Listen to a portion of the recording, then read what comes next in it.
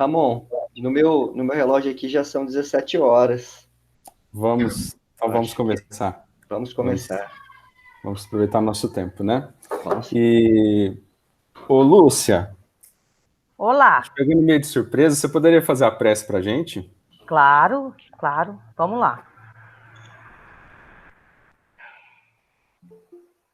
Vamos então, nesse momento, fechar os nossos olhos, colocar na nossa tela mental a figura do Mestre Jesus,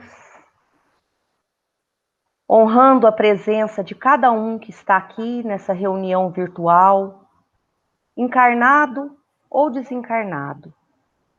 Que Deus Pai, que Deus Mãe, prepare nossa alma, nosso espírito para absorver essas palavras, esses ensinamentos que o nosso irmão irá trazer para nós hoje, que ele seja intuído pela alta espiritualidade e que possamos receber essa semente que ele irá plantar hoje nos nossos corações, que ela seja depositada em solo fértil e que possamos todos os dias adubá-la para que ela cresça e que se transforme numa árvore frondosa e que possamos distribuir os frutos, compartilhar esses frutos. Nesse momento ainda que passamos por essas aflições, com essa pandemia, vamos entregar ao Mestre Jesus e enviar nossas vibrações a todos os que estão acamados, a todos os familiares, que todos recebam o consolo do Mestre, pois sabemos que com Jesus no leme, com certeza chegaremos a um porto seguro.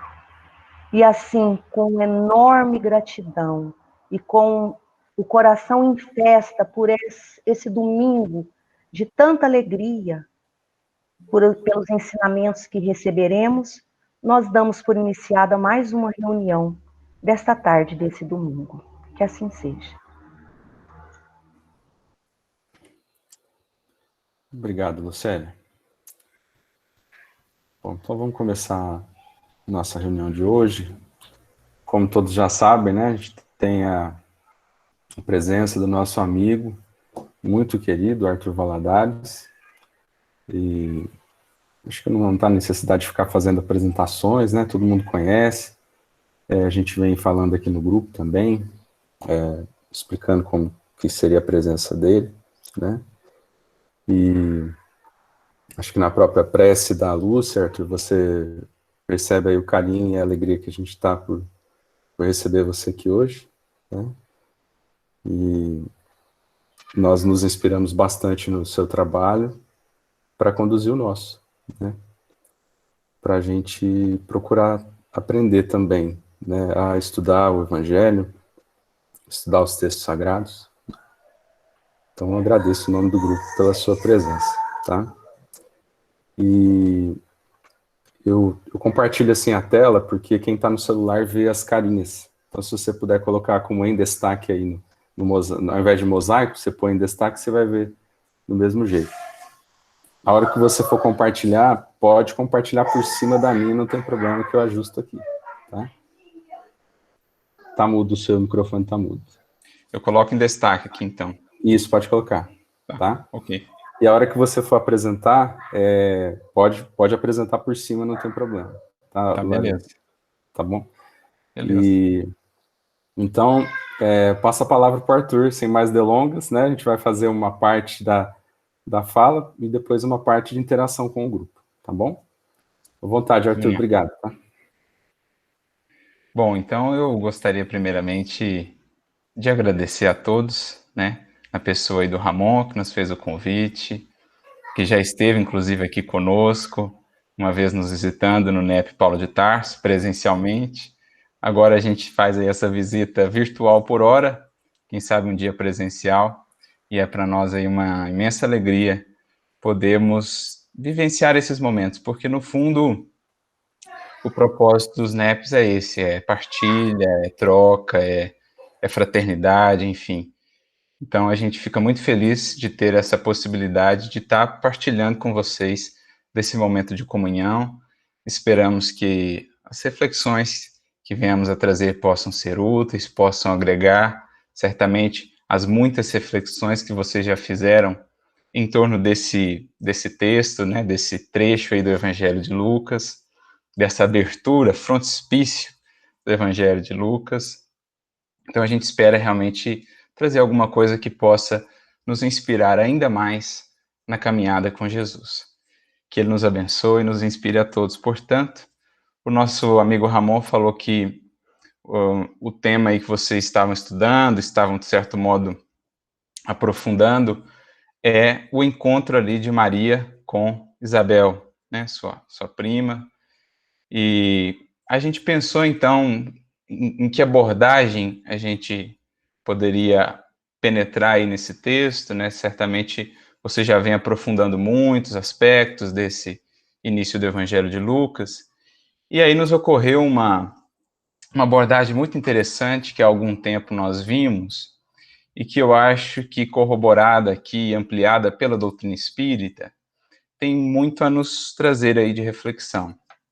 É uma abordagem sobre o cântico de Maria, né? Todo aquele cântico que está ali nos versículos 46 a 55, no primeiro capítulo do Evangelho de Lucas, logo quando ela encontra Isabel, e aí tem aquela saudação, aí João Batista pula no ventre, e aí Maria tem então o seu cântico, que é um cântico muito belo, que é um cântico que vai revisitar alguns cânticos do Antigo Testamento, e vai fazer algumas conexões bem interessantes, que eu acho muito propícias para a gente entender o sentido espiritual aí do cântico, o sentido espiritual, a proposta até mesmo do próprio Evangelho de Lucas.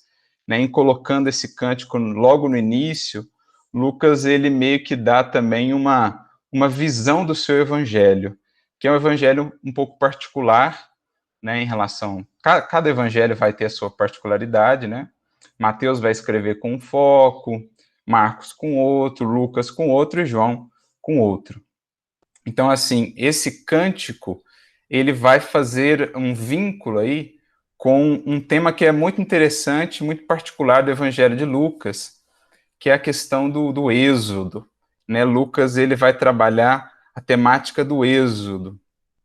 Tanto que tem até uma palavra que é uma palavra que aparece poucas vezes ali no Novo Testamento, ela aparece 3 vezes, uma vez na carta aos Hebreus, uma vez numa epístola de Pedro, mas entre os evangelistas, ela aparece uma vez, que é a palavra êxodo. Ela é utilizada por Lucas num momento muito interessante da transfiguração, Lucas 9:31, e aí vamos ter vários escritores, vários estudiosos falando desse tema, o êxodo em Lucas. É como se ele estivesse apresentando o seu evangelho aí como um novo êxodo, né? A jornada do Cristo, o que o Cristo está preparando é de fato um novo êxodo. Então a gente vai ter uma série de referências a isso, mas os historiadores e os estudiosos, eles vão se fixar nessa palavrinha que Lucas usa lá em 9:31. O Haroldo chega, inclusive, a colocar uma nota de rodapé, quando dessa passagem, né? Que é quando Jesus está conversando com Elias e Moisés, no Monte Tabor, da Transfiguração, e aí diz o texto, né, que ele estava conversando com eles a respeito do seu êxodo.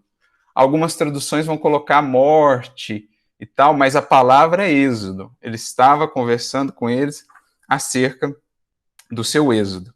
E aí o Haroldo até coloca uma nota e vincula com Lucas 21:28, em que Lucas vai usar mais uma vez um outro tema que faz uma outra palavra que faz referência ao êxodo, lá em Lucas 21:28, que é a palavrinha traduzida por redenção. Então, há uma temática no Evangelho de Lucas associada aí ao êxodo.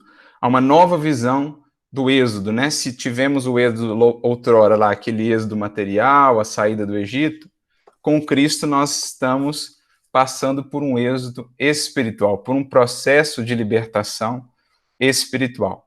E a gente vai ver que há ecos disso nesse cântico de Maria, que está logo aí no capítulo 1. Pois bem, de onde que veio essa visão do cântico? Então, assim, diferentemente talvez do que geralmente se faz, né, nos estudos dos NEPs, dos miudinhos, em que a gente foca um versículo e trabalha bem a fundo aquele versículo, hoje nós vamos fazer uma visão mais panorâmica desse cântico como um todo, para, entendendo a estrutura desse cântico, fazer essa conexão aí com essa temática do êxodo, da libertação espiritual que a gente vai ter em Cristo. Esse livro aqui, talvez alguns já conheçam, talvez até vocês já trabalharam isso no estudo de vocês aí sobre Lucas 1, se já trabalharam aí, peçam-nos perdão, alguma coisa talvez acrescente, mas enfim, esse livro talvez alguns já conheçam, Jesus pela ótica do Oriente Médio, é do Kenneth Bailey, particularmente é um autor que gosto bastante, ele tem um livro sobre as parábolas também, que é um livro muito rico, as parábolas de Lucas, ele escreve bastante sobre o Evangelho de Lucas.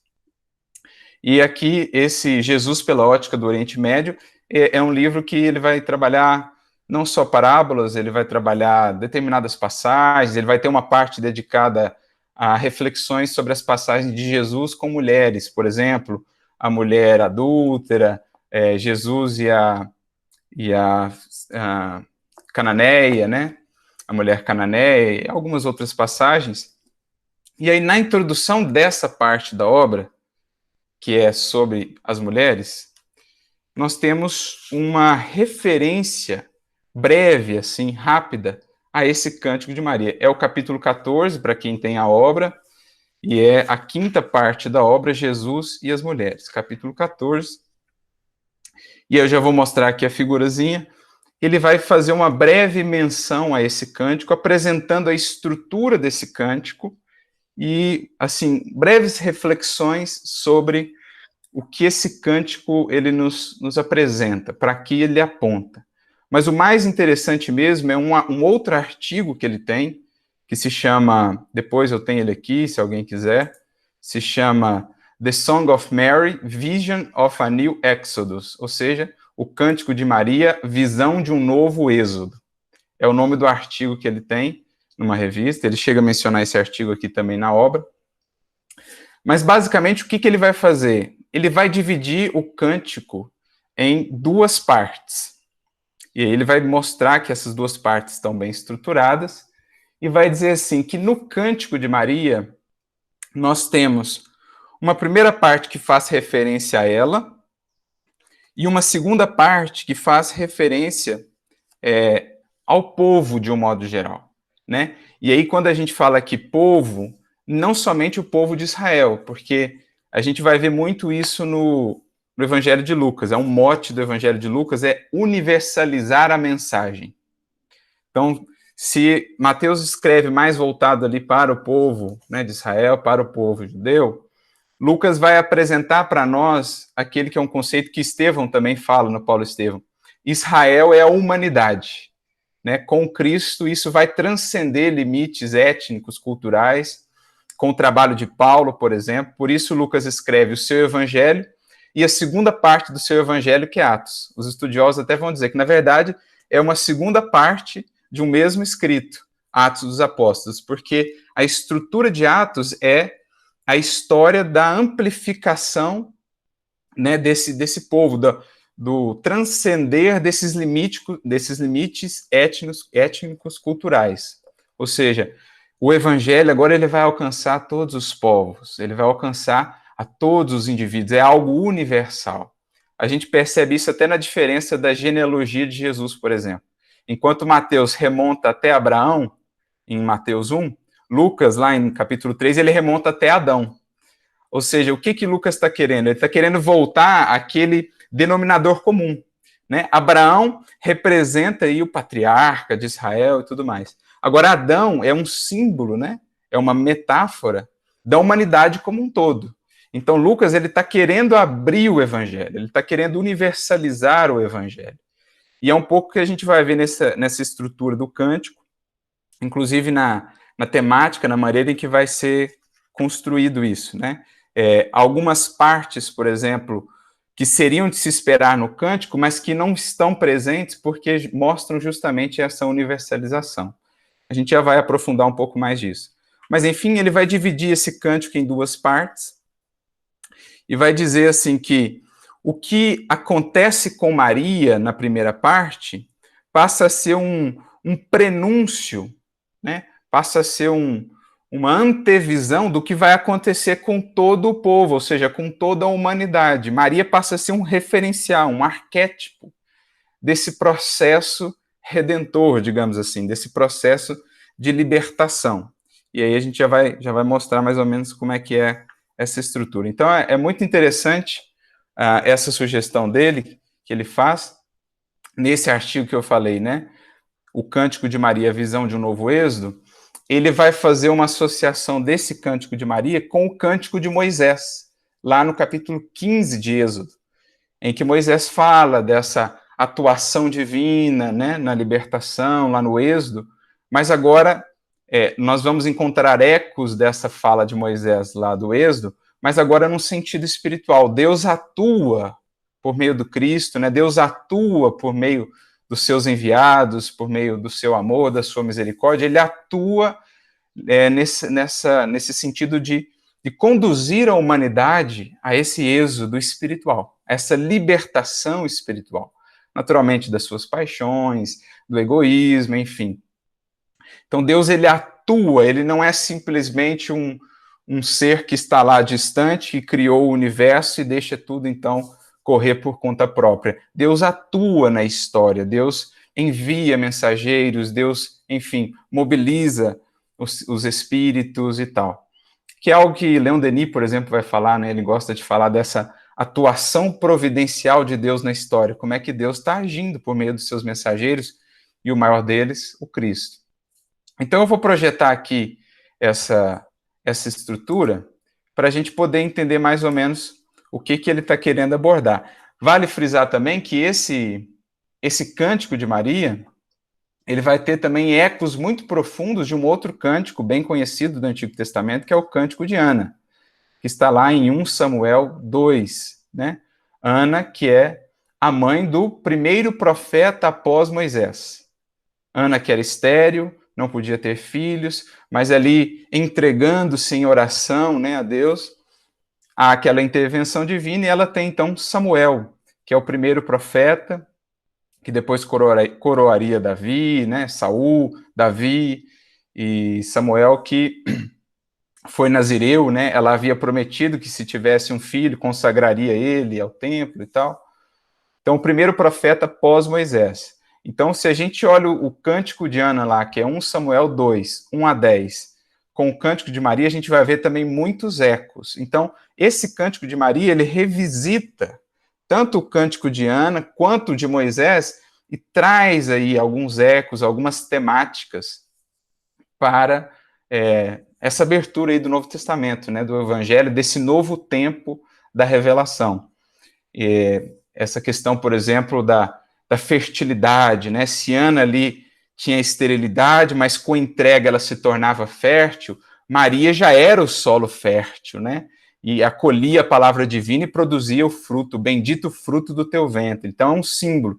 Se a gente pensar, por exemplo, Ana como um símbolo da humanidade, ainda muitas vezes estéril em acolher essa palavra divina, Maria já representa o solo fértil, acolhe a palavra divina e gera Cristo, né? Então a gente vai vendo alguns ecos bem interessantes nesse sentido. Mas nesse artigo ele vai priorizar aí essa vinculação com o Cântico de Moisés. Eu vou projetar aqui agora a estrutura. Deixa eu pegar aqui uma...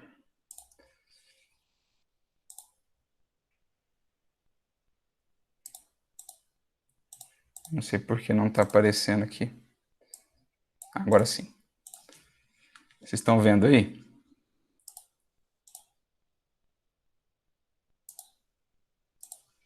Bom, eu não estou vendo vocês agora, mas vamos lá. Então, o que nós temos aqui? Duas partes, né, dessa estrutura do cântico. Tem como alguém me dizer aí, só se tá dando para ver ok?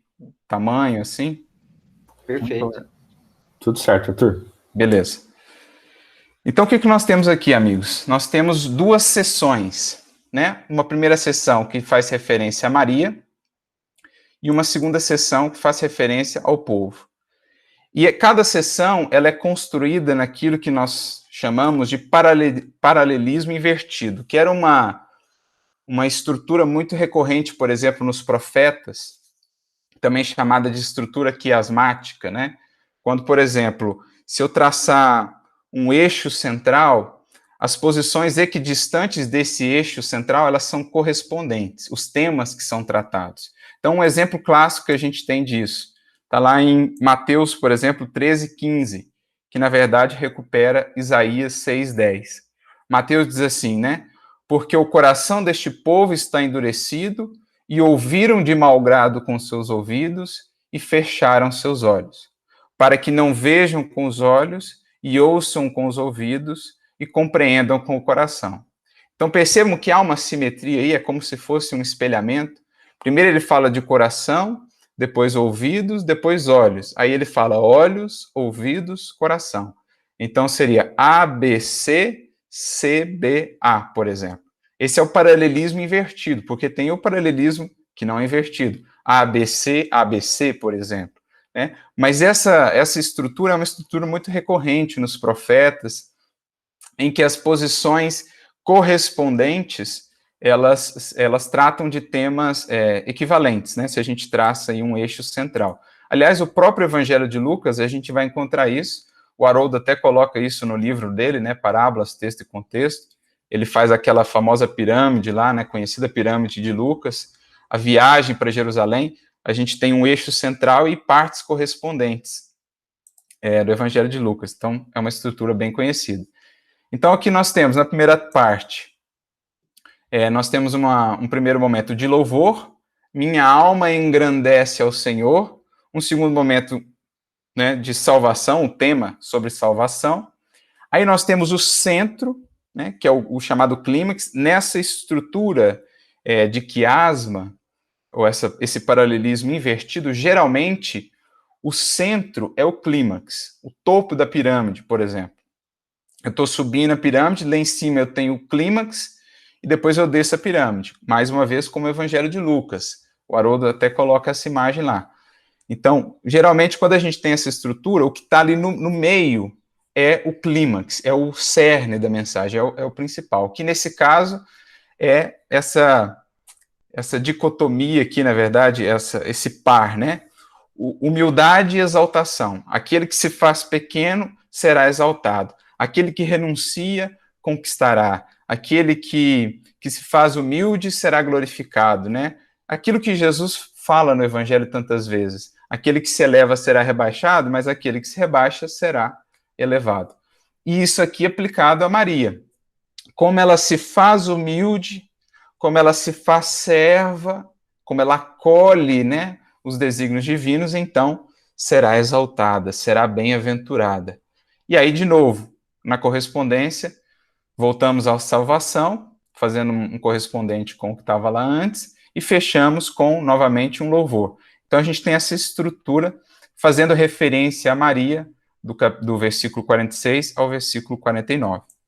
Do versículo 50 a 55, aí nós temos uma mesma estrutura, também paralelismo invertido, também uma estrutura quiasmática, só que agora aplicada ao povo de um modo geral. E não somente ao povo de Israel. Agora aplicada essa estrutura ou essa mensagem a todo mundo. Lembrando, um dos temas principais de Lucas é justamente essa universalização, né, da revelação divina, não mais presa apenas àquele povo, àquela cultura, àquela etnia, mas algo que vai ganhando o mundo, né? Talvez, e certamente também, muito influenciado por Paulo, lembrando que o Evangelho de Lucas, no fundo, é iniciado por Paulo. Então, nós temos lá a primeira parte, tratando de misericórdia, depois uma segunda parte, falando de salvação, de juízo, depois o cerne, né, o meio, de novo, humilhação e exaltação, esse par, derrubou dos tronos os poderosos e elevou os humildes. Aos famintos encheu de bens e mandou embora de mãos vazias os ricos. Então, esse é o miolo. E aí voltamos no paralelismo ao tema da salvação, e veja que ele deixa aqui uma parte em vazio. E ele até discute isso no artigo e também no livro, né? era de se esperar aqui, segundo as construções do Antigo Testamento, segundo o próprio cântico do Moisés lá, alguma fala, assim, em oposição aos gentios, em oposição às nações. Geralmente, quando vinha ali o auxílio a Israel, tinha alguma fala de oposição aos gentios e às nações. Lucas ou Maria, né, não colocam essa fala, ela some. Né? Era uma estrutura que era para se esperaria ter aí, mas ela some.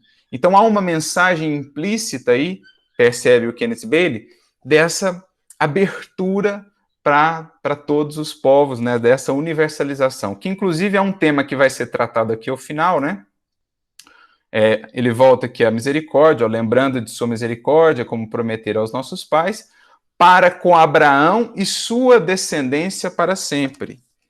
Lembrando que essa questão da descendência de Abraão vai ser ressignificada por Paulo na sua carta aos Gálatas, capítulo 3, quando Paulo começa a falar não mais de uma descendência de Abraão étnica, não mais de uma descendência ali material, mas começa a falar de uma descendência espiritual. Paulo vai dizer, e se sois do Cristo, sois descendência de Abraão.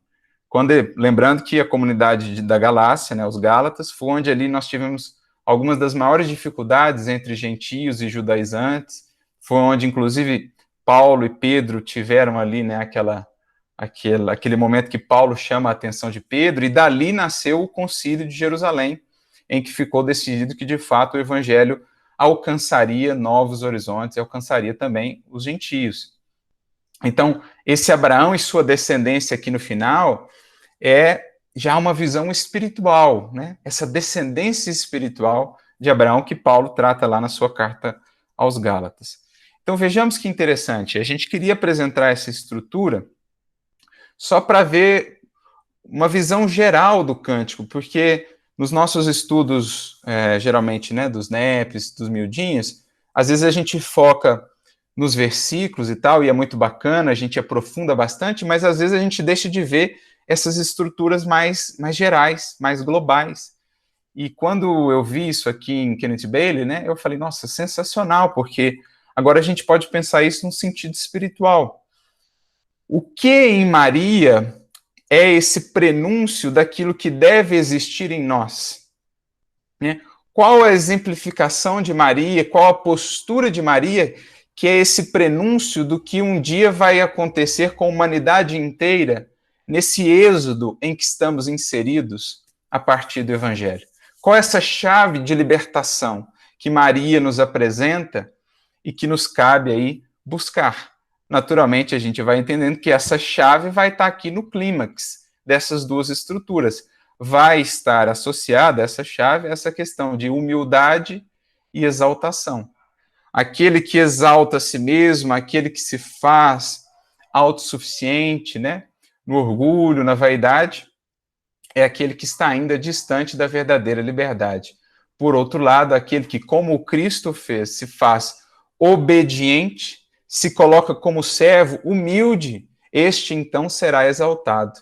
Ao que obedece, esse sim encontrará o caminho da liberdade, da libertação. Então, é mais ou menos essa chave. A postura de Maria passa a ser para nós um referencial do que seja avançar nessa libertação com Jesus, né? Nesse novo êxodo que o Evangelho nos apresenta. E qual vai ser a chave disso? A humildade, a postura de Maria em se fazendo serva do Senhor. Então a gente vai trabalhar um pouquinho esse aspecto espiritual do exemplo de Maria que prenuncia a libertação da humanidade como um todo, né? Lembrando um pouco até as bem-aventuranças mesmo. Qual a primeira das bem-aventuranças? Os que se fazem pobres de espírito, desses será a riqueza do reino dos céus. Então aqui, ó, porque deu atenção à condição humilde de sua serva, a partir de agora todas as gerações me chamarão bem-aventurado. Então há um eco aqui também já das bem-aventuranças, né? Depois na parte aqui da seção comum, que diz respeito ao povo, ó, derrubou dos tronos os poderosos e elevou os humildes. Então os que julgam vencer pela força, pelo poderio humano, na verdade, perceberão nessa nova dinâmica que o Evangelho apresenta, que bem pobres ainda são. Por outro lado, aqueles que se empobrecem de vaidade, de orgulho, se fazem pobres de espírito, perceberão o quão ricos, o quão alto serão erguidos, né, pelo Criador. Aos famintos encheu de bens e mandou embora de mãos vazias os ricos. Aos que têm fome de sede de justiça, esses serão saciados. Mas os que estão muito ricos aí de comodidade, né, de tranquilidade, de gozo, esses perceberão que estão longe ainda, de fato, dessa libertação. Né? Aos que se fizerem mansos, esses herdarão a terra prometida. Veja aí novamente o eco, né, do Êxodo. Os mansos herdarão a terra. Por outro lado, os que não se fazem mansos, os que não fazem humildes, resignados, longe estarão dessa libertação. Então, a gente precisa olhar agora para Maria nessa perspectiva, vendo nela aquilo que há de ocorrer em todos nós nesse caminho de libertação que nos cabe seguir com Cristo. E aqui a gente lembra, né, de um outro aspecto que é muito importante, assim, uma associação que é muito importante, né, da figura de Maria com uma personagem do Antigo Testamento. Assim, tudo aquilo que Maria vai viver, vai representar, isso vai nos rememorar de uma figura do Antigo Testamento, vai nos rememorar uma figura do Antigo Testamento que é muito interessante, que é a figura de Eva. Né? Se o Cristo vai encontrar o seu correspondente no Antigo Testamento em Adão, e é Paulo quem vai fazer isso, né? 1 Coríntios 15, Paulo vai dizer, nós temos o primeiro Adão, que é o símbolo daquele indivíduo centrado em si mesmo e tudo mais, símbolo do egoísmo. Nós temos o segundo Adão, que é o Cristo, que é o símbolo daquele que está centrado em Deus. Né? Se o primeiro Adão, no jardim, disse, não faça-se, Pai, a sua vontade, mas a minha, o segundo ou último Adão, que é o Cristo, no jardim, novamente disse, não faça-se a minha, Pai, mas a sua vontade. Então, Paulo ele já traça essa relação entre o Cristo e Adão. E qual é a representante no Evangelho de Eva, senão Maria? Né?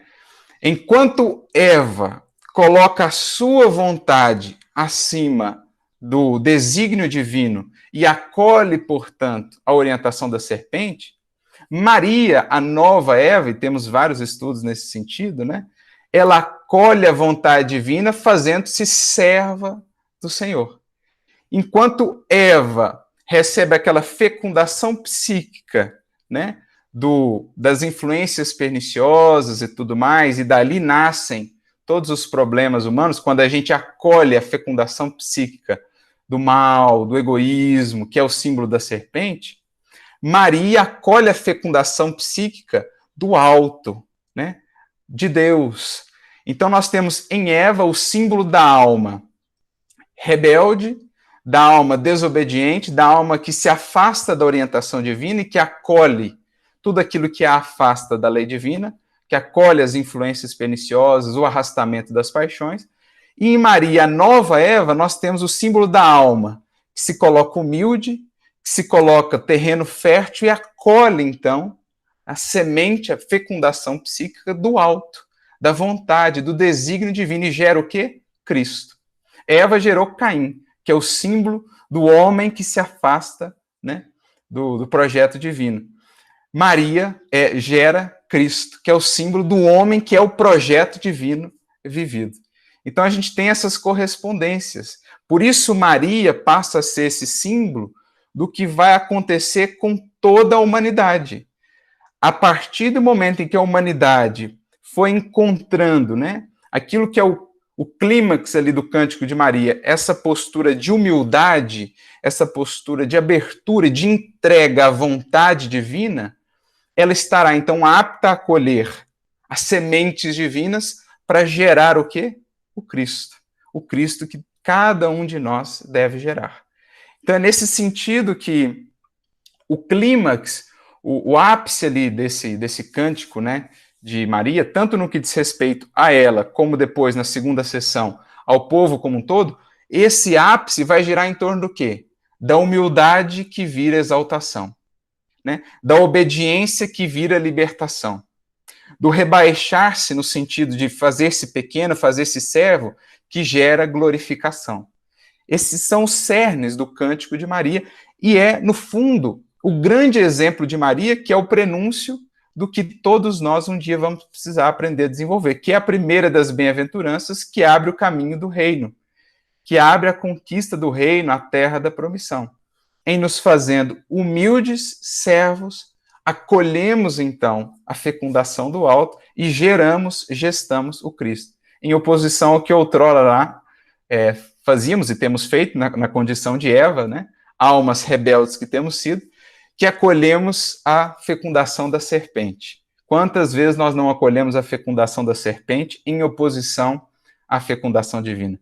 Quantas vezes não nos deixamos levar pelo arrastamento das paixões, das influências perniciosas, em oposição à orientação divina?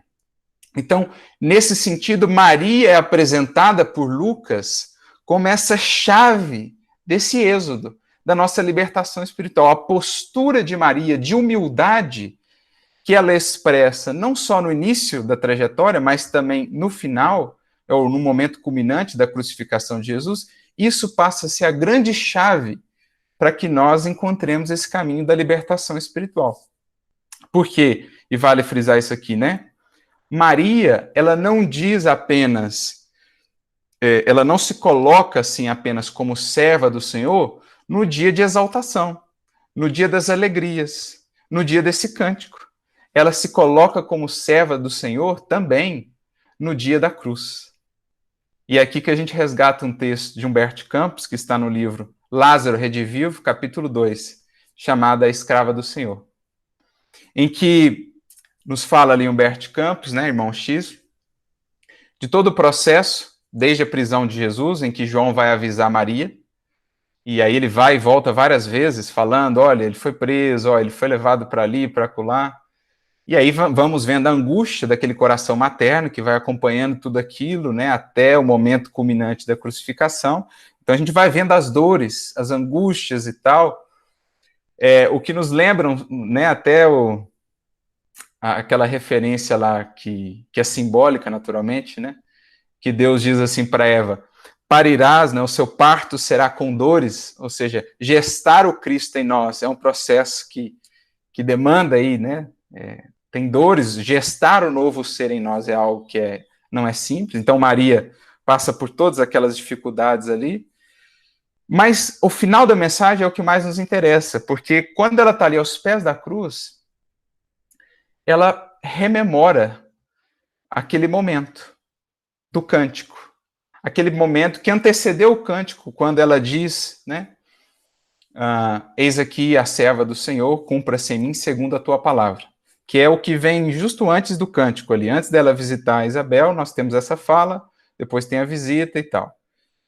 Então diz assim Humberto de Campos, desalentada, ferida, ouvia a voz do filho, recomendando aos cuidados de João, o companheiro fiel. Registrou-lhe, humilhada, as palavras derradeiras. Mas, quando a sublime cabeça pendeu inerte, Maria recordou a visita do anjo, antes do Natal divino. Em retrospecto maravilhoso, escutou-lhe a saudação celestial. Misteriosa força assenhoreava-se-lhe do espírito. Sim, olha agora, né, a conclusão dela. Jesus era seu filho. Todavia, antes de tudo, era o mensageiro de Deus. Ela possuía desejos humanos, mas o Supremo Senhor guardava eternos e insondáveis desígnios. O carinho materno poderia sofrer, contudo, a vontade celeste regozijava-se. Poderia haver lágrimas em seus olhos, mas brilhariam festas de vitória no reino de Deus. Suplicara aparentemente em vão, porque certo, o Todo-Poderoso atendera-lhe os rogos, não segundo seus anseios de mãe, e sim de acordo com seus planos divinos. E aí, a conclusão maravilhosa. Foi então que Maria, compreendendo a perfeição, a misericórdia e a justiça da vontade do Pai, ajoelhou-se aos pés da cruz e, contemplando o filho morto, repetiu, isso é muito importante, repetiu as inesquecíveis afirmações: Senhor, eis aqui a tua serva, cumpra-se em mim segundo a tua palavra. Então, aqui está a beleza magnífica, né, e simbólica dos gestos de Maria. Ela é o símbolo da alma que aprendeu, na alegria e na dor, a dizer sempre: Senhor, eis aqui a tua serva, cumpra-se em mim segundo a tua palavra. É o símbolo da alma que já se colocou plenamente entregue à vontade divina, que já se fez pobre de espírito para que Deus possa enriquecê-lo, que já venceu o seu eu, o seu ímpeto, o seu desejo para que a vontade divina possa se concretizar. É o oposto de Eva. Eva, tendo a orientação divina para não comer, vai e cede, né? E acolhe ali o seu desejo e a semente da serpente. Né? Aliás, esse dia eu estava lendo uma mensagem de Emmanuel que é magnífica, capítulo 6 do livro Segue-me, em que o título é Obediência Justa, em que ele diz assim: todos os sofrimentos da criatura humana, em geral, nascem da pretensão de usurpar o divino poder.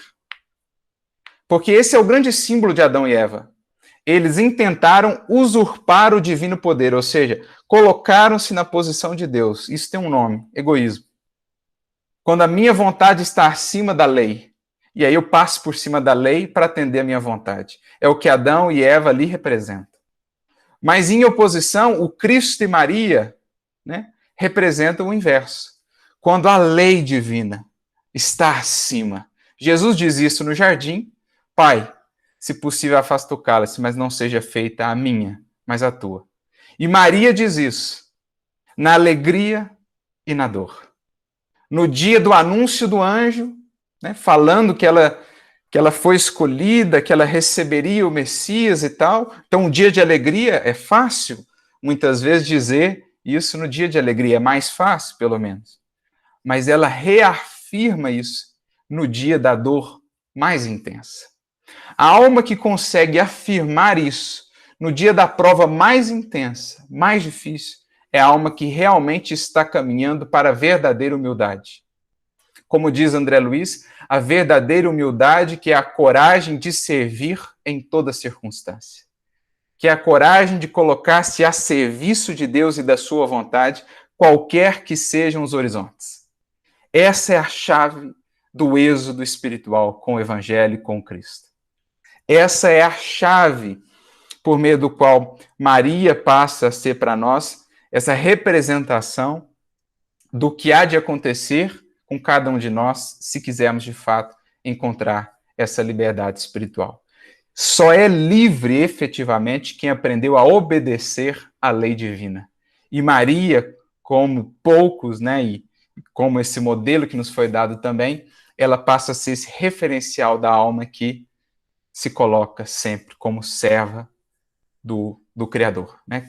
É a alma fértil, já trabalhada, é a alma aberta, né? E daí a palavra humildade está muito associada a humus, né? De fertilidade.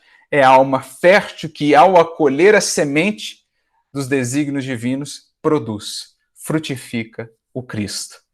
Então, por isso ela é, nessa estrutura do cântico, esse primeiro exemplo do que há de acontecer depois com todos nós. Por isso ela abre o Evangelho de Lucas, que trabalha essa temática da libertação espiritual, e o seu modelo de aprender a ser fiel, a atender o desígnio divino, ainda que isso nos custe os maiores sacrifícios, passa a ser para nós o referencial do grande caminho que abre aí, o caminho das bem-aventuranças e da conquista do reino. Bem-aventurados os pobres de espírito, porque deles será o reino dos céus. É justamente o clímax desse cântico, né? Os que se rebaixam, no sentido de que os que se fazem pequenos, que serão então elevados. Essa é a temática central do cântico, e esse aí é o referencial que nos é apresentado em Maria, essa nova Eva que agora se faz aberta realmente ao desígnio divino. Bom, era isso que a gente queria trabalhar, amigos, né, em linhas gerais, né, eu sei que fica meio corrido, daria para a gente desdobrar em muitas outras coisas, mas a gente queria trazer essa visão geral do cântico, essa espinha dorsal, né, esse tema, fazer-se servo para ser então glorificado, humilde para ser elevado, obediente para ser libertado, que é a espinha dorsal aí do cântico e o exemplo de Maria para nós desse caminho libertador. Espero que seja útil e agora ficamos aí à disposição, né, para o bate-papo, para a interação. Muito bem, Arthur. O verdadeiro cântico, né? E, Hernani, você organiza para a gente aí as perguntas, então, por favor. Ah, sim. Bom, eu queria ver com o pessoal se tem alguma pergunta para a gente fazer para o Arthur. E eu gostaria que o pessoal se manifestasse aqui no chat, quem tem interesse em fazer uma pergunta, ou mesmo via WhatsApp do nosso grupo.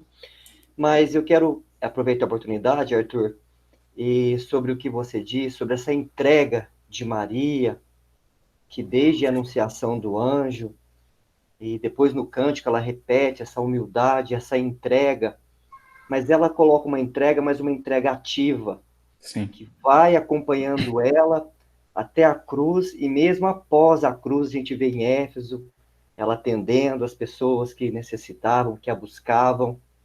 Porém, trazendo para a nossa realidade de hoje, nós vemos também pessoas que dizem que entregam todas as suas dificuldades nas mãos de Deus, nas mãos do Cristo, mas entregam e não fazem nada. Qual seria a relação, a diferença entre essas entregas? Isso é muito bacana, amigo, porque eu me lembro de um texto do Emmanuel, que ele fala assim, constitui um lamentável abuso muita alusão à vontade divina quando estamos distanciados da parte que nos compete. Então, ele, nesse contexto dessa mensagem, ele fala assim, que existem muitos indivíduos que vão seguindo a vida fora de maneira negligente, imprevidente, não fazem a parte que lhes cabe, e aí as coisas não dão certo, não avançam, vêm as decepções, e aí o indivíduo então diz, mas era vontade divina. E então Emmanuel complementa, né, com essa frase dizendo, constitui lamentável abuso, muita alusão à vontade divina quando estamos distanciados da parte que nos compete. Então nós vemos em Maria, como você bem falou, uma entrega ativa, né? Ela escolhe fazer-se serva, no sentido de ela se propõe a ser, porque é um movimento que parte dela, ela coloca o coração a serviço, ela se coloca disponível. E como ao longo de toda a vida dela nós vemos, ela sempre esteve ali nativa, sempre esteve, né, participando depois que o Cristo parte. E esse trabalho dela é ampliado ainda mais, né, quando Jesus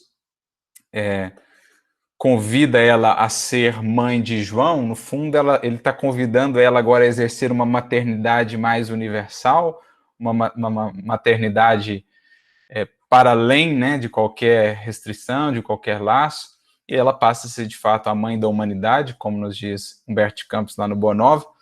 Mas é isso, assim, essa entrega de Maria, que é a entrega que nos cabe, precisamos entendê-la nesse sentido, do fazer quanto esteja ao nosso alcance, em termos de esforço, disciplina, realização, estudo, trabalho, deixando, então, o que vai para além disso, para Deus, né? Acolhendo com resignação, com compreensão, aquilo que nos visita, aquilo que nos chega, né? Então, por exemplo, se eu tenho uma enfermidade, surge uma enfermidade, eu vou buscar todos os recursos que estejam ao meu alcance, a terapêutica, a prece, a terapêutica no centro espírita, a terapêutica da medicina e tal. Se apesar de tudo isso a enfermidade permanece, e se apesar de tudo isso a enfermidade chega até a me conduzir à desencarnação, aí eu vou seguir aí me entregando, vou seguir no sentido de beleza, né? É essa experiência que é para viver, então vamos confiantes, vamos com fé, vamos com gratidão a Deus pelo aprendizado que surge. Mas eu fiz tudo que estava ao meu alcance para tentar solucionar aquela questão. Então, surgiu um problema, fiz tudo que estava ao meu alcance para tentar resolver. O problema permanece, então é porque aquela é uma experiência que Deus nos convida a viver por mais tempo, né, por uma duração maior, então acolhamos com resignação aquilo, sigamos fazendo como seja possível e deixemos o restante para Deus e para o tempo de Deus. Então é preciso conjugar essas duas coisas sempre, quando a gente fala no Evangelho, esforço da criatura com o amparo do Criador. Essa é a grande fusão que gera iluminação, que gera progresso. A salvação espírita não é uma salvação que parte só do alto para baixo.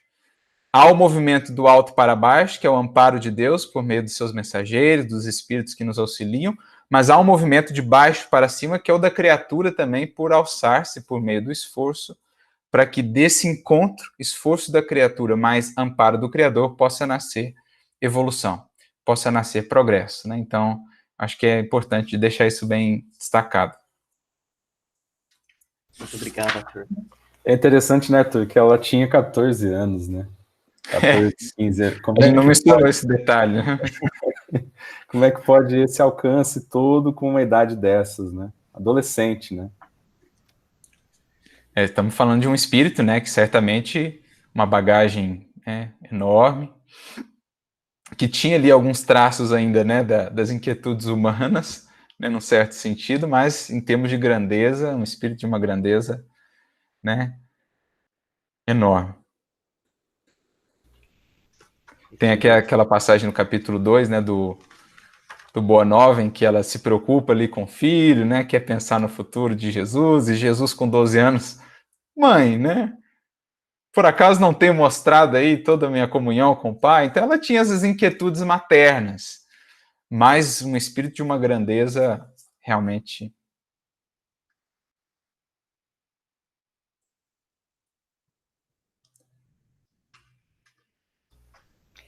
Eu gostaria de convidar a Ana. A Ana parece que tem alguma questão, uma pergunta para fazer para o Arthur.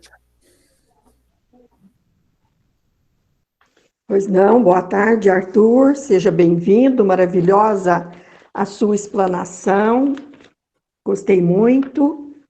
E eu fiz fiz aqui três perguntas, mas eu vou colocar duas.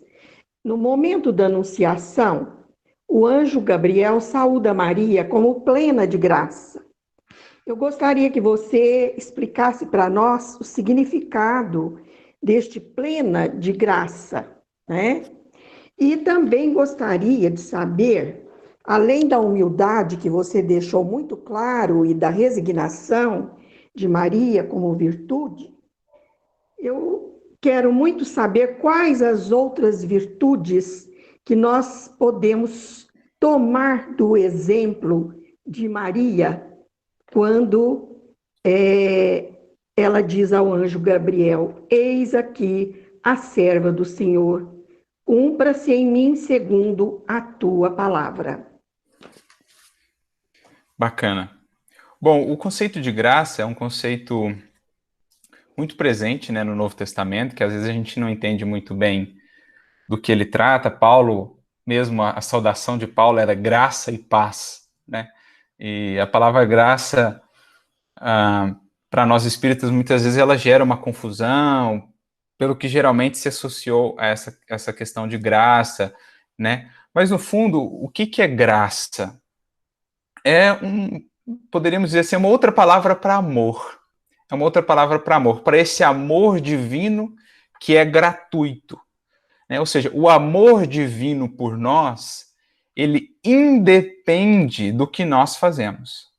Ele é um amor gratuito, né? Você pode ter cometido os maiores equívocos, os maiores tropeços, descido aos maiores abismos, mas o amor divino por ti em nada se modificou.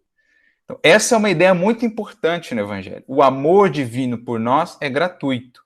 Paulo mesmo vai dizer, talvez até falando do seu exemplo, né? Onde abundou o pecado, superabundou a graça. Então, olha que eu gosto muito dessa fala dele, porque é mais ou menos assim. Pensa você descendo num abismo de equívocos. Não importa o quão fundo você foi, o amor divino preenche todo esse abismo e mais do que isso. Porque o espírito que mais se equivocou, ele ainda é amado, né, infinitamente por Deus, que segue mobilizando espíritos superiores para que o amparem, para que ele se reerga, até que um dia isso de fato se dê, e todo espírito vai chegar a esse soerguimento e a condição de espírito puro. Então isso é muito importante. O que é diferente de dizer, né, que todos nós conseguimos sentir na mesma medida essa graça abundante divina. Então Emmanuel ele tem uma comparação interessante. Ele diz assim, é como se essa graça divina, esse amor divino fosse um rio, só que cada um vai até esse rio com o recipiente que já conseguiu fazer. Uns vão com uma colherzinha, outros vão com uma xícarazinha, outros com um copinho, outros com um vaso, outros com uma bacia e assim sucessivamente. O que é o evoluir da criatura? É o ampliar da sua capacidade, né, de percepção, de sintonia, é o alargar da sua mente, do seu sentimento, para conter cada vez mais a graça divina, para recolher cada vez mais os recursos divinos. Então, por exemplo, quando Jesus esteve aqui conosco, o amor de Deus que envolvia ele era o mesmo amor que envolvia Pedro, que era o mesmo amor que envolvia João, que era o mesmo amor que envolvia Barrabás, que era o mesmo amor que envolvia Pilatos. Mas Jesus sentia esse amor de uma maneira bem diferente do que Pilatos sentia, do que Barrabás sentia, do que João sentia. Por quê? A percepção do Cristo, o vaso que o Cristo ofertava para colher essa graça é outro, porque é um espírito que já alargou potencialidades. Percebe? Então, o evoluir, no fundo, é ampliar as nossas capacidades de conter a graça divina, de acolher a graça divina, de sentir cada vez mais profundamente o amor divino, de perceber cada vez com mais grandeza e mais clareza os atributos divinos, que é o que os Espíritos falam lá para nós, né, no Livro dos Espíritos. Pode o homem entender ou compreender a Deus? Não. Né? Por hora, falta no sentido, mas quando ele avança, ele amplia os sentidos, ele amplia a sua capacidade de entendimento de Deus. Então, também para o amor, né? A gente sente agora o amor divino numa certa medida. Mas você imagina o que o Cristo sente desse amor divino? Certamente numa medida que para nós agora está fora de cogitação. Embora Deus nos ame a todos da mesma maneira. Eu lembro lá do capítulo 30 do Boa Nova, Deus ama o anjo assim como ama o verme, né? Da mesma maneira. Ama o verme como o anjo que o representa junto ao verme. Então é importante a gente entender isso. Graça seria uma outra palavra para esse amor divino, que quanto mais a gente progride, mais a gente consegue perceber, acolher, sentir e tudo mais. Então, nesse entendimento, Maria, cheia de graça. Nós estamos a tratar ali de um espírito que já era um vaso, convenhamos, né? Pelo simples fato de poder acolher um espírito da condição do Cristo no seu ventre, nós estamos falando de um vaso que é um vaso realmente cheio de graça. Nesse sentido, é um espírito com muitas possibilidades, é um espírito que já tinha ali muitos recursos. Então, não foi assim um sorteio, quem que vai ser a mãe de Jesus? É um espírito que foi devidamente escolhido e preparado para ser aquela que receberia um Cristo. Então, cheia de graça, a gente pode entender isso. É uma outra maneira de dizer, ou de nos falar, da grandeza do espírito que tínhamos ali, né? Que conhecemos como Maria. E todos nós estamos evoluindo para sermos cada vez mais cheios de graça. Dessa graça que nos cerca a todos, mas que por hora não conseguimos ainda absorver. É aquela historinha lá de Santo Agostinho que eu gosto sempre de lembrar. Santo Agostinho querendo entender a Deus, né? Pensando e pensando sobre a natureza divina, quebrando a cabeça. Uma hora ele se cansou, foi passear ali na praia, em Hipona, norte da África, onde ele morava. E aí ele vê uma criancinha, a criancinha corria do mar para um buraquinho que ela tinha feito na areia. Voltava para o mar, voltava para o buraquinho. Quando ele chegou perto, viu que a criancinha estava com uma conchazinha, ela buscava a água do mar e colocava no buraquinho na areia. E ele perguntou, o que você quer fazer? E a criancinha ingenuamente respondeu, eu quero colocar tudo aquilo, apontando para o mar, aqui, né, nesse buraquinho na areia. E aí Santo Agostinho responde, né, de ímpeto assim, mas você não vê que isso é impossível? E aí aquela criancinha volta-se para ele e diz, e você também não vê que é impossível que a grandeza do divino possa caber na estreiteza aí da sua cabeça? Né? Algo nesse sentido, estou mudando aqui as palavras. E ele fica tão impressionado com aquela resposta, né? Fala, puxa vida. Quando ele olha, não tinha mais criancinha nenhuma. Era uma maneira da espiritualidade dizer assim para Santo Agostinho, calma, meu filho. Para poder conter um pouquinho mais desse oceano, você precisa largar ainda mais coração e mente para poder acolher mais dessa graça infinita de Deus. Então, acho que com relação à primeira pergunta seria isso. Com relação à segunda, tem até uma palestra que eu fiz, eu acho que é Fé que redime, renúncia que eleva. Essa palestra foi num congresso lá no Nordeste, se eu não me engano, em Campina Grande, e ela foi inspirada numa fala de Anália Franco, psicografia do Chico, sobre Maria. É uma prece de Anália Franco que está ou no Instruções Psicofônicas ou no Vozes do Grande Além, num dos dois livros. E ela, falando de Maria, então, ela exalta essas outras duas características: fé que redime e renúncia que eleva. Eu acho que são outras duas características realmente muito bem definidas ali, delineadas em Maria. Primeiro, essa capacidade de renunciar, né, de deixar o filho, né, assim, o filho já nasce não sendo seu, como dizem os anjos, né, hoje vos nasceu, eles dizem ali aos pastores, então um filho que não nasceu para ela, um filho que nasceu já para a humanidade, então uma renúncia, né, um deixar ir e tudo aquilo que representaria para ela ver o filho passar por tudo aquilo e entender. E essa fidelidade dela, que está muito associada também à humildade, mas essa fidelidade dela, né, de manter-se fiel àquele projeto, de manter-se fiel aos desígnios divinos, não só nos dias da alegria ali, da anunciação, em que os horizontes pareciam belos, né, afinal de contas, quando tem ali a anunciação, os horizontes pareciam que seriam maravilhosos, né? Imagina, o reino dele vai durar para sempre, será grandioso e tal e tal. E é o que ela, inclusive, fica pensando na mensagem que eu citei de Lázaro Redivivo, no capítulo 2. Ela, a todo momento, ela fica lembrando da anunciação e pensando, não, mas Deus em algum momento vai intervir aqui, porque falaram que o reino dele seria eterno, e, enfim, falaram que ele seria ungido, protegido. E aí ela vai percebendo que, na verdade, mais do que tentar entender propriamente os desígnios divinos, caberia a ela atender os desígnios divinos, ser fiel, ainda que na dor, ainda que nas circunstâncias mais difíceis.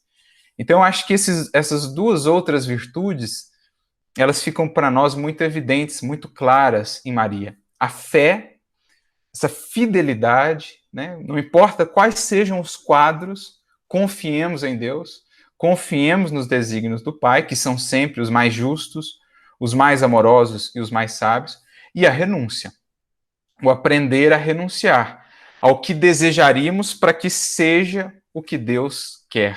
Né? Fazer sempre a nossa parte, mas quando as coisas não se encaminharem segundo o que desejaríamos, entregar, renunciar para de fato conquistar. Então, acho que seriam outras duas virtudes importantes aí de destacar. Grata, além das expectativas. Parabéns, Bom, Arthur. Obrigado pelo carinho, viu? Eu vou passar agora para a Lucélia. A Lucélia também tem uma pergunta para fazer para o Arthur. Oi, Arthur, tudo bem? Tudo bem, querida, graças a Deus. Arthur, é o seguinte, como você colocou, inclusive entre aspas, né? É a nossa entrega às leis, né? Que resultariam, né? Entre aspas, né? No nosso crescimento. Não gosto da palavra salvação. Mas ali no livro de Gálatas, na discussão de Pedro com Paulo, o apóstolo Pedro teima em que essa. Como que eu vou substituir salvação, né? que eles seriam, que esse resgate, eu acho que é melhor, seria feito por conta das leis, né, que foi dadas à nação de Israel. E Paulo rebate, dizendo que não, que as leis seria, que a salvação seria obtida, esse resgate seria obtido. Eu coloco a palavra transformação, né? Uhum. Seria obtida através da fé, né, em Jesus Cristo. Como nós sabemos que não é apenas ter fé em Jesus que vai motivar a nossa transformação, né? Como então que nós vamos ler leis, certo? Com fé em Jesus para a nossa transformação. E eu coloco também o seguinte: lei, eu sempre digo no meu grupo, o Hernando conhece, que ele já vai rir. Eu não gosto de lei, você entendeu? Porque eu imagino o seguinte: a gente tem que fazer alguma coisa, não é porque ela está escrita, mas porque é o correto, é porque é o certo, não é? Então, aí a pergunta: como a lei nos traz libertação? Sem esse sentido de pejorativo que durante esses 2000 anos o cristianismo deu, que você tem que se rebaixar, que você tem que ser humilde, porque as pessoas não leem muito bem, né? Servo, humildade, não vem a conotação correta quando está lendo o Evangelho, certo? Pensa só nesse lado, que você tem que se arrastar, né? Se humilhar para conseguir, né? Se comunicar com Deus. A gente sabe que não é assim. Aí você percebeu a minha palavra? Como que, de repente, né, a lei do antigo Israel veio ser transformada a partir, né, do nascimento de Jesus. Percebe a pergunta? Será que eu consegui fazer você me perceber? Sim, eu acho que eu entendi. Bem, vamos lá.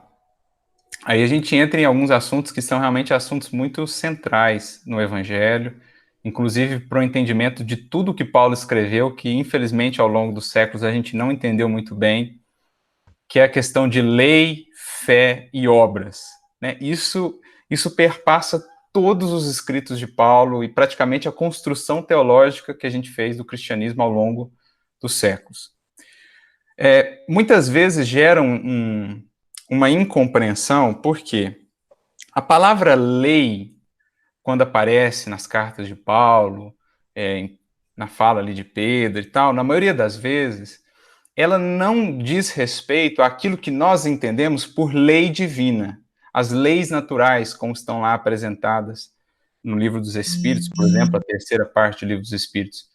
Geralmente, quando a gente tem lei nas cartas de Paulo, nós estamos falando da Torá, né, da mensagem que o povo ali de Israel recebeu e que se traduzia naquele contexto ali do cristianismo nascente numa série de práticas que eles debatiam, então, se seriam necessárias ou não de serem vividas pelos gentios para que, de fato, pudessem avançar na vivência do evangelho, na libertação, né? Ou, como você diz, uma boa tradução para salvação seria libertação, ou essa redenção, transformação, enfim.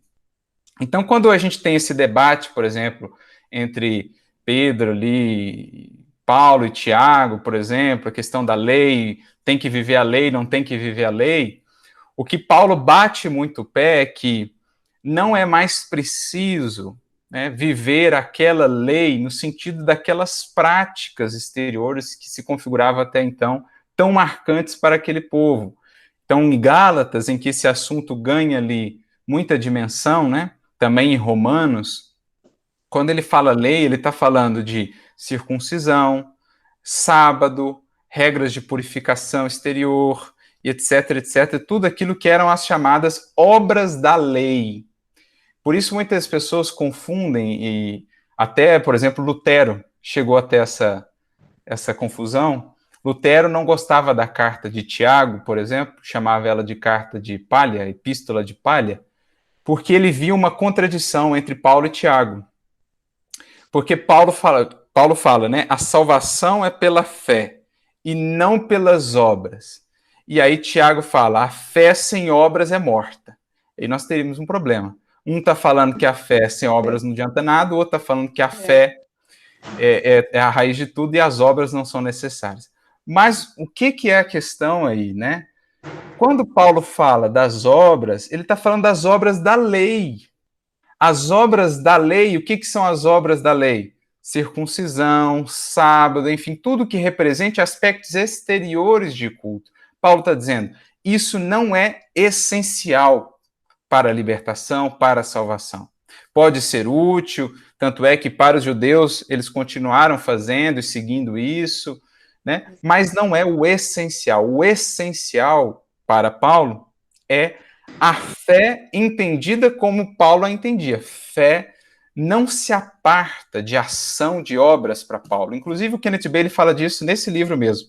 Quando ele fala da fé para Paulo, era inconcebível para Paulo uma fé que não tivesse em si mesma essa ideia de ação, de operação, de obras, de frutos. Então, as obras sobre as quais Paulo fala são diferentes das obras sobre as quais Tiago fala. Paulo fala das obras da lei, Tiago fala de obras, de realizações. Então, no fundo, Tiago e Paulo, embora ao longo dos séculos tenha se criado, né, essa dicotomia de que Tiago e Paulo tinham visões diferentes e que tinham, de fato, eles tiveram ali algumas dificuldades, né, que depois foram sanadas, mas, no fundo, eles falaram a mesma coisa. Fé tem que ter obras. Agora, a fé, ela não precisa, né, o essencial não é os elementos do culto exterior, porque os elementos do culto exterior, eles variam de experiência para experiência religiosa. Está lá no Livro dos Espíritos.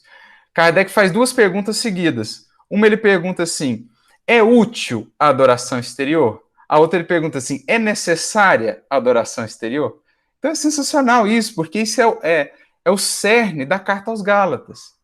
É Paulo dizendo assim, olha, a adoração exterior pode ser útil, mas não é necessária. Não é o fundamento, porque o fundamento é a fidelidade. É viver de acordo com o que eu tenho aprendido. É aplicar o que eu já acolhi de conhecimento espiritual e traduzir isso na vida. Para isso é fé para Paulo. É fidelidade. E então a fidelidade pressupõe obras, frutificação do espírito. Então não há assim uma dissonância entre Paulo, Pedro e Tiago. Eles debateram sim sobre a necessidade da lei mosaica, né? Se os gentios teriam ou não que fazer aquilo que os judeus faziam. E aí isso ficou pacificado que não. Os judeus seguiriam fazendo aquilo, mas os gentios não precisariam. Porque, essencialmente, o que eles buscavam é atender esses ditames da consciência, da lei do Cristo esculpida em nós e materializada na nossa vida. Então, é mais ou menos essa a ideia. Deu para clarear aí toda essa temática? Ficou alguma dúvida? Não sei.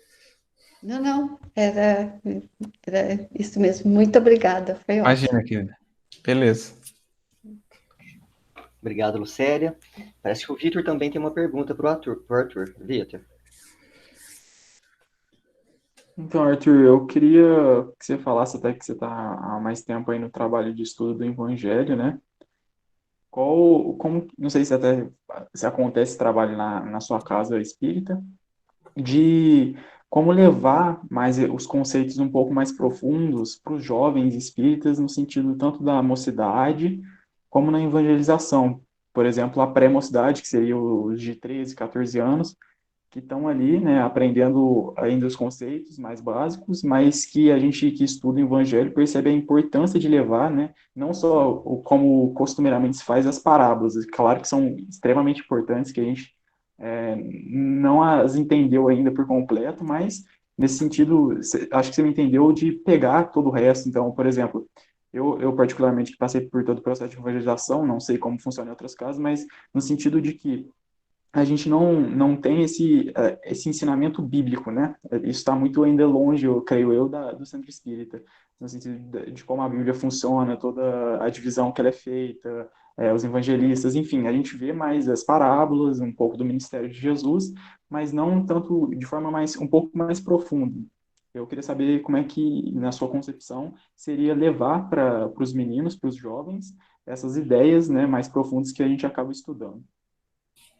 Olha, eu acho que aí há um chamado, né, a uma adequação da linguagem, da maneira de apresentar os conteúdos, né, para criança, para pré-mocidade, para a juventude, adotar aí determinadas linguagens mais lúdicas, mais que envolvam mais, por exemplo, a arte, que envolvam mais, por exemplo, o teatro, enfim, outras maneiras, o contar de histórias, por exemplo, transformar um evangelho, por exemplo, numa história, né, e contar com isso, com uma encenação, enfim, tudo isso é uma linguagem que se faz mais propícia, né?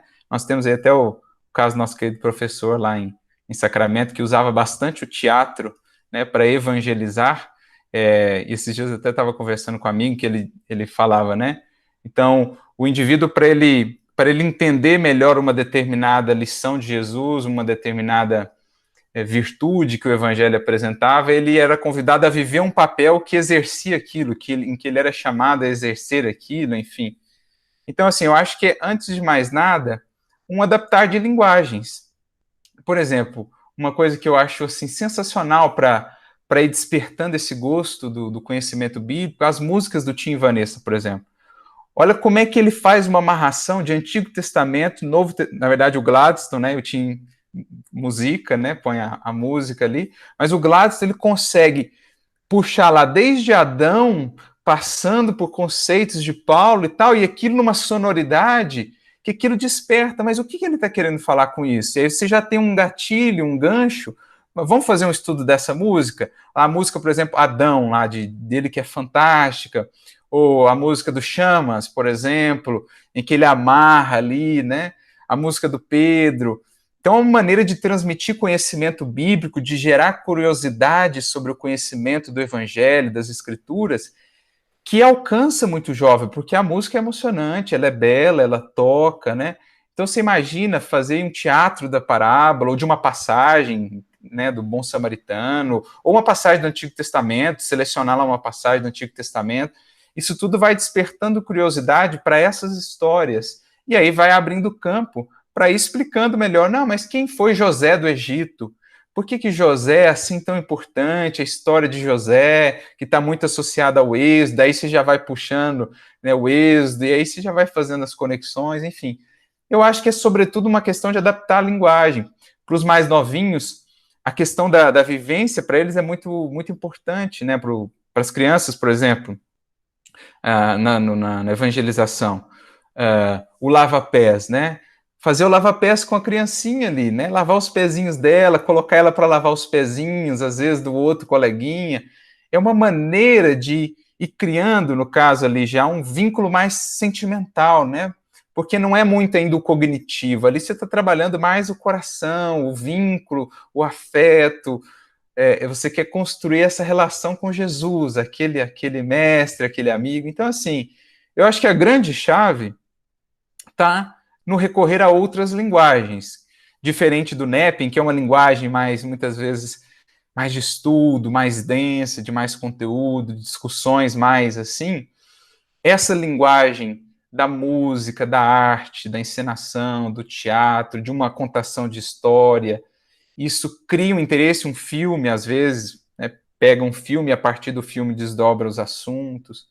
Isso cria uma curiosidade, isso cria um interesse, e quando há esse interesse, aí fica mais fácil também de ir mais fundo em determinados conceitos, em determinadas abordagens. Eu acho que esses são recursos que são muito propícios para a gente utilizar na transmissão desses conhecimentos. Tem até algumas obras que já fazem isso, que tentam traduzir histórias bíblicas já em formatos de outras linguagens, assim, né? Tanto mais infantis quanto mais jovens. Tem até o Paulo Estevam para jovens, lá, do Adeilson Salles, né? Que ele tentou dar uma adaptada. Enfim, são desafios, mas eu acho que são caminhos interessantes.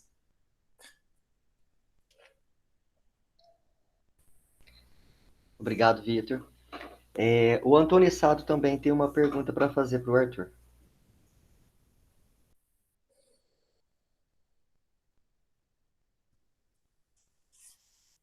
Posso fazer, né? Manda Pode ver. sim. Arthur, qual a relação que você faz entre a Cabala e o Espiritismo?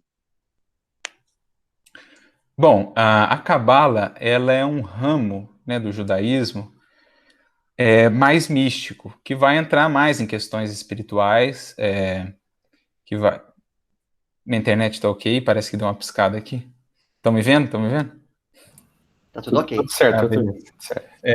Então, a Cabala, ela é um ramo do judaísmo que vai mais para esse aspecto mais místico, né, mais esotérico, assim, que vai trabalhar aí alguns conceitos até similares ao espiritismo, porque às vezes, assim, a gente pensa o judaísmo como um bloco homogêneo, mas não, nós temos várias frentes, várias visões dentro do judaísmo, como era até no tempo de Jesus.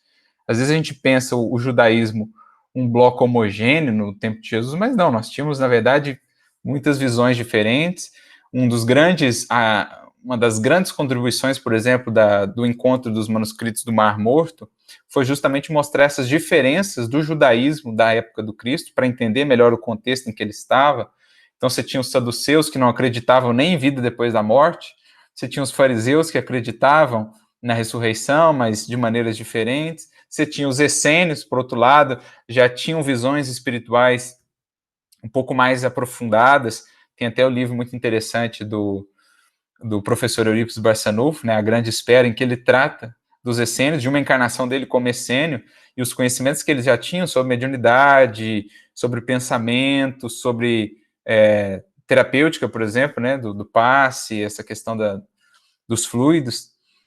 E você tinha os zelotas, que é um ramo mais político, e assim também, né, a gente tem hoje judaísmo mais ortodoxo, ultra-ortodoxo, a Cabala, outros e tal.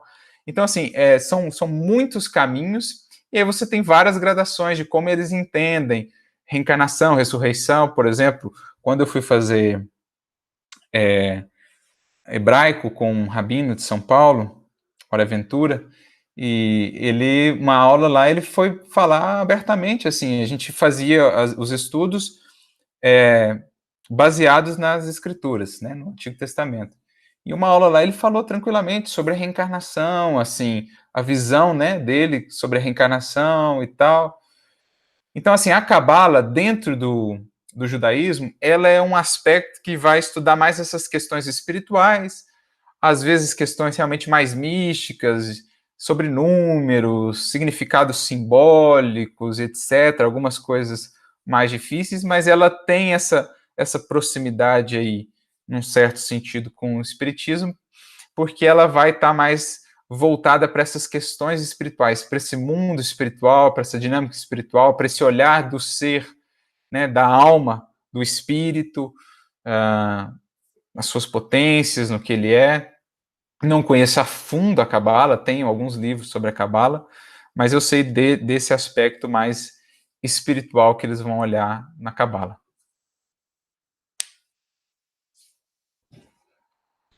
Tá Para quem joia, quiser, tem um livro até eu não estou com ele aqui, o que traz uma síntese. Depois, se eu encontrar ele ali, eu mando o título para quem tiver interesse, né, em aprofundar um pouco mais sobre a Cabala. Ótimo. Lúcia, pode fazer a sua pergunta, por favor. Oi, Arthur. Olá. É o seguinte, Lucas, ele dá uma atenção especial às mulheres, né? E a gente vê que, por exemplo, nesse estudo que nós estamos fazendo, ele cita, por exemplo, que Maria saiu da cidade dela e foi visitar a prima, que seria assim, aproximadamente 150 quilômetros, uma região montanhosa.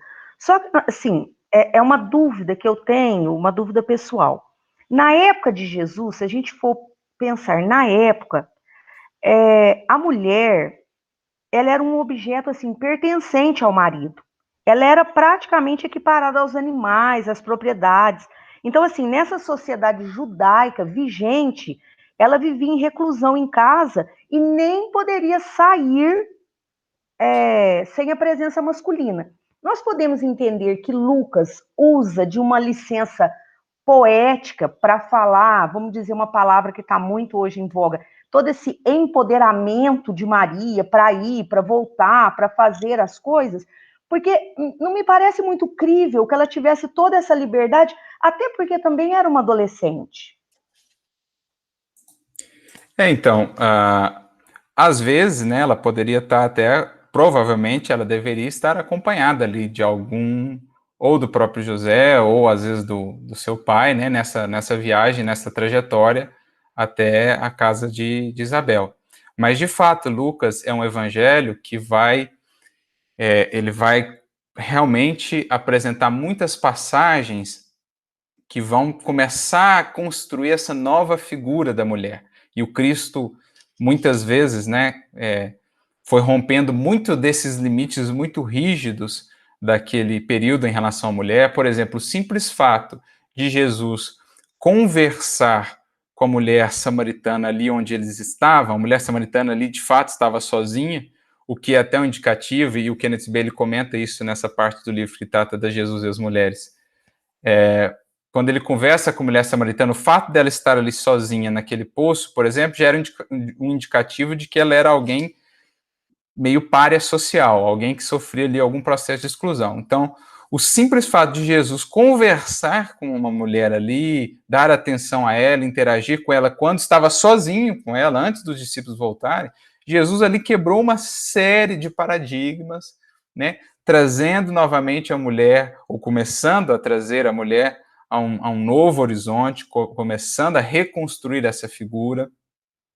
E assim, uma série de outras passagens, em Lucas 7, por exemplo, aquela narrativa que Lucas insere, que só está em Lucas, da mulher que lava os pés de Jesus, né, na casa de Simão, o fariseu, no banquete, Lucas 7, que a gente sabe, pelo Humberto Campos no Boa Nova, que é a Madalena.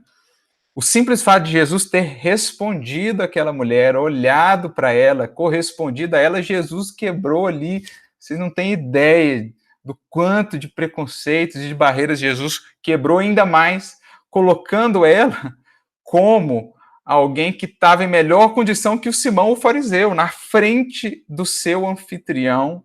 Jesus tem a coragem de fazer isso. Então, assim, fica a sugestão depois para quem tiver o livro, mas o Kenneth Bailey, ele faz tem uma hora aqui na obra, nessa quinta parte, Jesus e as Mulheres, que ele vai listando como que Lucas, muitas vezes, ele constrói pares de passagens correspondentes, em que uma passagem, o personagem principal é um homem, na outra é uma mulher. Numa é um homem, na outra é uma mulher. Então, por exemplo, ele põe lado a lado a parábola, ou que é destinada a um homem e destinada a uma mulher. A parábola da ovelha perdida, que é mais destinada aos pastores, a figura masculina, é a parábola da dracma perdida. Então, que é mais destinada às mulheres e tal. Então, Lucas, ele está querendo construir um evangelho que envolva as mulheres, de fato, como discípulas de Jesus, de fato, como seguidoras, algo que era realmente muito inovador para o tempo, né? E aí ele cita aqui uma série, acho que são umas 20 vezes, assim, que ele consegue citar esse paralelismo que Lucas vai fazer, essa grande influência da figura, essa grande presença das figuras femininas e do destaque da figura feminina no Evangelho de Lucas. Então, a gente percebe que tem um mote aí, que tem um objetivo, talvez até, né, por influência do próprio Paulo, da própria Maria, que a gente sabe, Lucas interage ali com Maria, né, Lucas colhe os relatos de Maria, e esse mote do Evangelho de Lucas, que é um mote de universalização também, no sentido de não só superar uma mensagem que estava restrita àquele povo, àquela cultura, àquela etnia, mas Lucas quer universalizar essa mensagem para todos, para todo mundo, né? De qualquer gênero, de qualquer condição, de qualquer etnia, de qualquer povo. O Evangelho de Lucas, ele tem muito esse mote de universalização. Então a gente percebe esse esforço de Lucas na maneira de redigir, na maneira que ele constrói essas parábolas e essas passagens, de realmente colocar lado a lado homem e mulher. Só mais alguns exemplos aqui para citar. Por exemplo, ele cita aqui em Lucas 4, 25, a passagem do Naamã, o sírio, mas ele coloca junto a passagem que faz referência à mulher de Sarepta, lado a lado. Depois, em Lucas 5, 36, 39, nós temos parábolas gêmeas. Uma, a do remendo da roupa, que é mais voltada aí para as mulheres, a outra da fabricação do vinho, que naquela época era mais voltado para os homens, estão lado a lado. Depois, essa outra que eu já citei, a mulher que é perdão, a parábola da ovelha e a parábola da dracma. E aí tem uma série de outras aqui que ele coloca como ilustração, mas a gente vê realmente no Evangelho de Lucas essa colocação lado a lado de homem e mulher e esse destaque muito grande para a figura feminina, tanto é que começa ali, né, o seu Evangelho tratando muito de Maria, exaltando essa figura de Maria como esse referencial até para nós daquilo que haveria de acontecer com toda a comunidade dos seguidores de Jesus.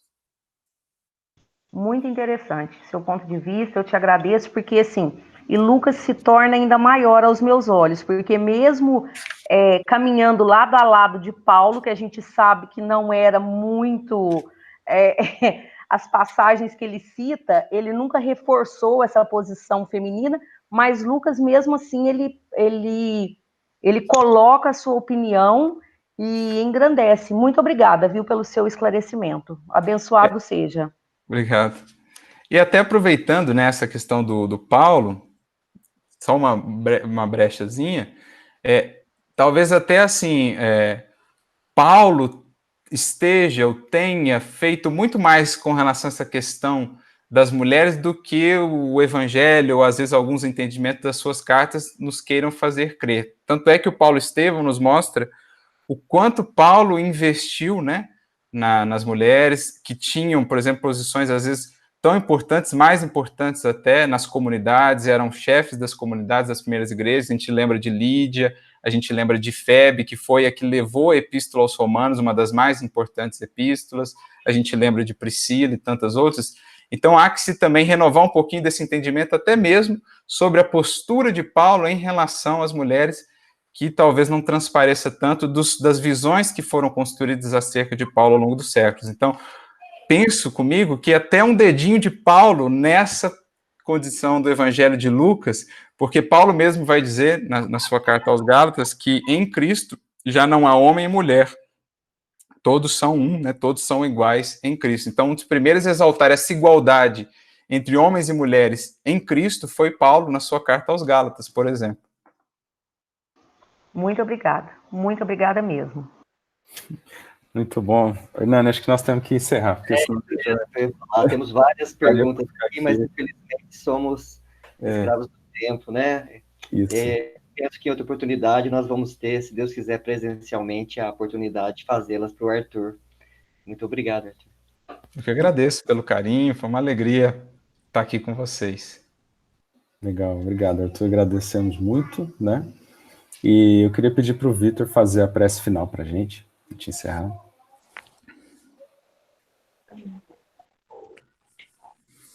Então vamos, nesse momento, acalmar os nossos corações, levar o nosso pensamento ao Pai, agradecendo a Ele, que cuida de nós sempre, e que nesta tarde nos deu uma grande oportunidade de aprendizado. Que nós possamos, Pai, estarmos constantemente ligados a Ti, com a porta de nossa casa interna aberta, para que Seu amor possa adentrar em nós. Pai, abençoe o Arthur, que é um trabalhador incansável, semeando as obras do reino. Que Teu estímulo a ele e a todos nós esteja sempre correndo por nossas veias. E que saiamos daqui hoje com o sentimento de que a grande chave, acima de tudo, é a vivência de cada uma das nossas palavras. Ensine-nos, Pai, a caridade. Abençoe-nos com teu amor, para que nós possamos saudá-lo em cada uma das circunstâncias, gloriando a Ti e as Tuas obras. Muito obrigado, Pai, pela oportunidade de hoje, que sejamos abençoados por Ti. Que assim seja.